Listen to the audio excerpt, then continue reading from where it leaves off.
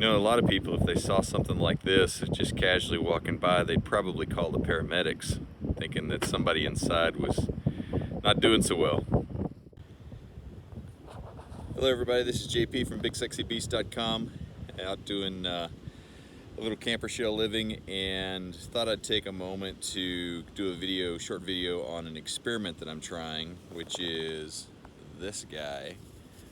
Back this winter, I bought one of the Canadian, or Chinese, she was Canadian, Chinese diesel heaters, to try to look at a solution for heating the camper shell while I'm camping and living in the shell in the winter.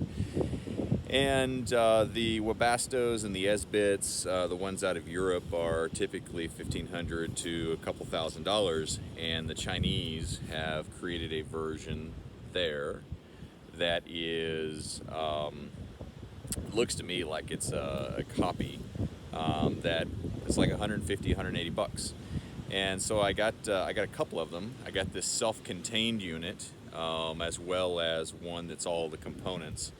And this is the first time I've actually got them out and experimented with them. And I didn't really need it last night. It only got down to 36 or so. So I just really started it up when I went to bed, and ran it a little bit this morning when I got up, because I was a little nervous to sleep with it all night in that small space until I have a chance to experiment with it a little bit more and do some emissions testing and some of those types of things. But first impressions are it works really well, and the remote is a little bit hard to figure out at first. So let me tell you a little bit more about it. So I can post the link to this thing in the description down below if anybody's interested. I don't have impressions for you yet, because this is the first time that I've actually tried to use it, and I just made this little configuration here. My ultimate plan is to figure out a way to mount this or the components of this up under the bed somewhere, so it's completely stealth. But essentially, this is a fully self-contained version of these heaters. So in here you have basically a little combustion chamber that has an air intake that comes into the bottom, glow plugs, and then the exhaust that comes out here. And then on the back side here, it takes fresh air in, pulls it across a heat exchanger, and then your heated air comes out the ductwork. And then I've got it just coming up, and I just kind of put it into the camper shell window right there last night. And so in theory, your combustion is happening in one completely enclosed chamber here that is completely separate from the airflow that is here. So in theory, you have no emissions in CO2 and carbon monoxide fumes that are coming up through here. And like I said, I ran it maybe 20-30 minutes last night when I first laid down, and I ran it for maybe 30 minutes this morning, and that's kind of my impression so far. The housing that this one comes in, this one's kind of neat because it has a fully enclosed housing, and the housing, you know, it's self-contained. You just add power and diesel and go, effectively. As composed to the components, where they're individual components. I'll take the lid off in a minute and show you where you could mount them kind of up on the frame of the truck, or do different things with them so to get them out of sight. It's got a kind of a strange little control pad here. They're on, off, and then control the flow of fuel, which basically is how you control the heat. And then it's got a remote control that I'll show you in a second, that actually, once you figure it out, works quite well. The other thing here is coming out of the back of the truck. I put in some quick releases on 10-gauge wire so that I could just clip this thing in and out pretty quickly. And I put, I think, 10 or so feet of 10-gauge wire there so that I could kind of set this thing up and take it down pretty easily in a portable mode. That worked out just fine last night. And it's got quick plugs inside, and then out here they just go on to some screw terminals. There's the air intake there. So as far as operation goes, you put your diesel in here. It burns about 1/10 of a liter an hour, so it's really fuel efficient on the diesel. I think you can get probably 2 or 3 nights out of one tank. on that guy. And then as far as your power consumption goes at startup, as that glow plug starts to heat up, it will begin to draw current up to, it'll eventually get up to about 10 amps, but it only holds that 10 amps for maybe a minute or two while the glow plug gets hot, and then it drops down to a half an amp. And so power consumption wise, even on a single battery, which is what I run on the Tundra, it's not a power consumption issue at all, because it drops back down to about a half amp, and that's where it sets the whole time that it's running once it gets hot. So it's really, really efficient from an electricity perspective, and actually really efficient from a diesel perspective. So let me pop the case on it so you can see what's inside. All right, so this is the inside of this thing. I just pulled this case off. I will say that the workmanship on the case and the frame, it's fine. The metal is not super high quality, so that is one thing that I've definitely noticed about it. So it's pretty simple inside. So you get your controlling unit here. This is the diesel fuel tank. As you can see, I filled it up, and it's basically still full after running. So that's your diesel fuel tank there. It's got a little fuel pump here, which comes down into your combustion unit itself. If I can keep from falling over here, which is this guy. And again, that's just a, hey Sadie, come here Sadie, come here. It's just a combustion chamber with an air intake and then an exhaust as one separate system. And then your airflow comes through here, and there is a fan back here that's your forced air fan that forces the air across the heat exchanger and produces the heat there. So pretty simple, not a lot of parts to fail.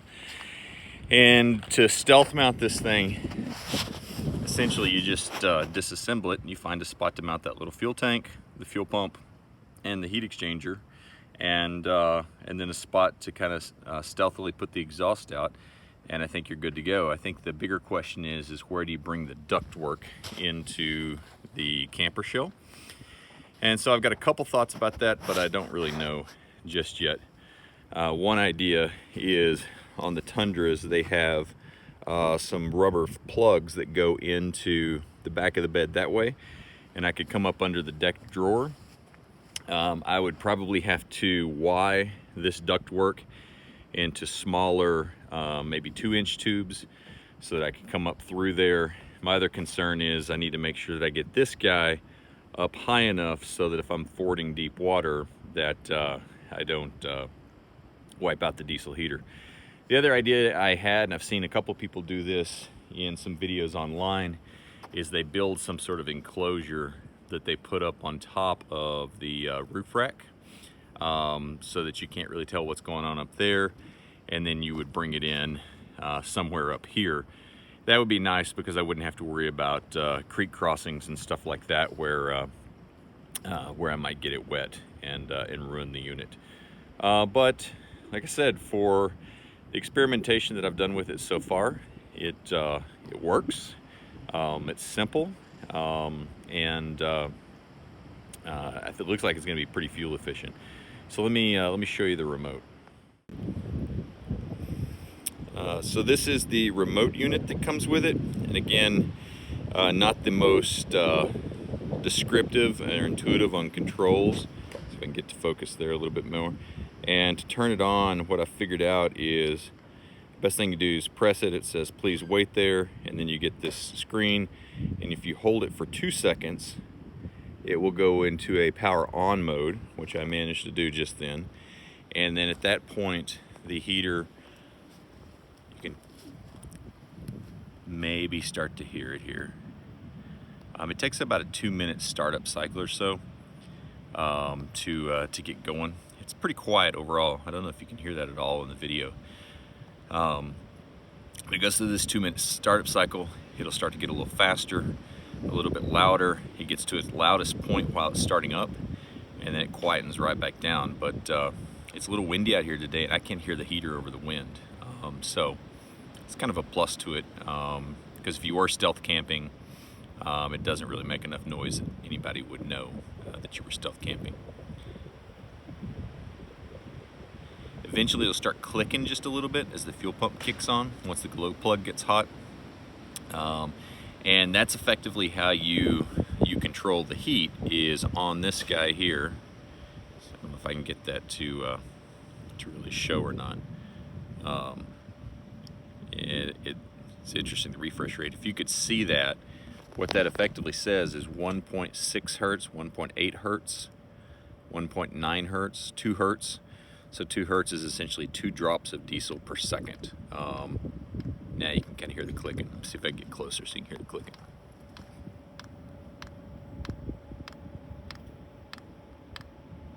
You can actually see the diesel too.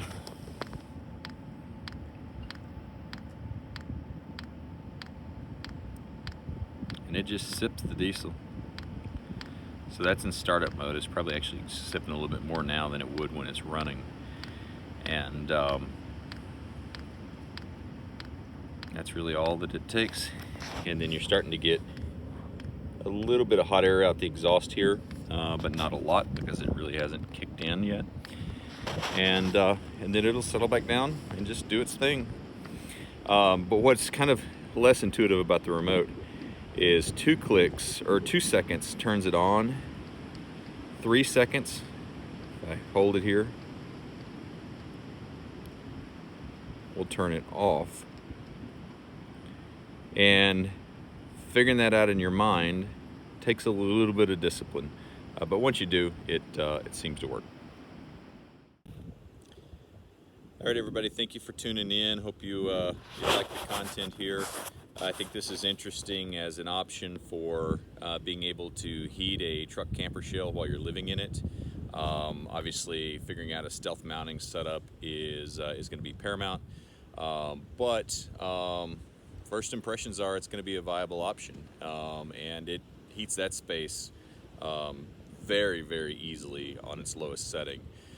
And so I could see it, well below zero and being 80, 90 degrees in there if you really wanted it to be. It wouldn't have to be. So hope you like the video. Hope everybody's staying safe and following your local guidelines for quarantine. If you like our content, give us a thumbs up down below. If you're not already a subscriber, I would invite you to become a subscriber to the channel. Hit that bell notification so that you get notifications when we post new videos.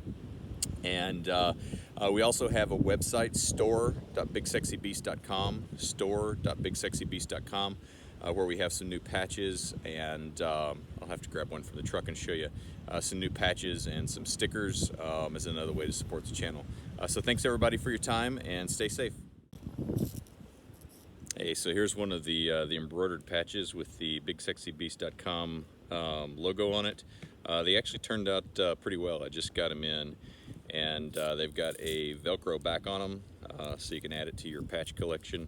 But pretty cool. We've got those out on the website, store.bigsexybeast.com.